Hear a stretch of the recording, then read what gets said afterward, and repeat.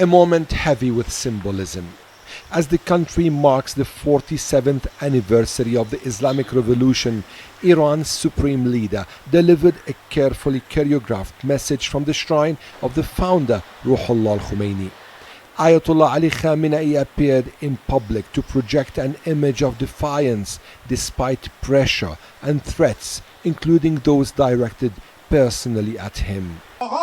That approach, reinforced by Iran's military establishment, the emphasis is on deterrence and on signaling that any conflict would extend well beyond Iran's borders. The awareness of our neighbours is commendable. They know that if the United States takes action against Iran, insecurity will be spread across the entire region. The enemy itself is fully aware of the level of readiness of Iran's armed forces. Alongside the firm rhetoric, Tehran is engaging in regional diplomacy.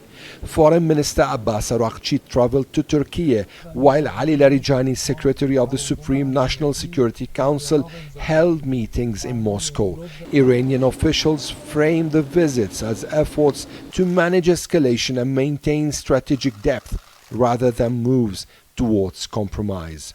Third countries convey messages to us from American officials and request diplomacy. Our position is clear. We are ready for fair and balanced diplomacy. If, as Trump says, there is to be a fair and impartial agreement, we are ready. But both sides must accept that negotiation is different from dictation. No one can predetermine the outcome before negotiations even begin. From Washington, the tone has grown increasingly confrontational. President Donald Trump says Iran is aware there is a deadline, reinforcing the message that military options remain firmly on the table, even as diplomatic channels remain open.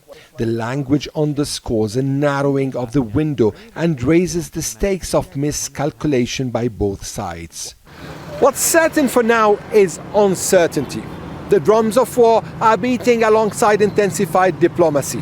Iran is signaling it will not offer concessions under pressure, using diplomacy instead to manage escalation and buy time, not to bend or recalibrate its core position.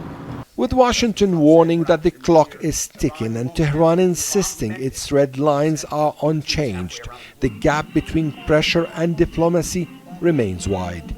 As both sides project resolve, the risk is not only confrontation, but misreading intent in a moment where signals matter as much as decisions. Ali Hashem, Al Jazeera, Tehran. Don't miss out and get the full picture. Subscribe to Al Jazeera for reliable news and expert insights. Like, share, stay ahead.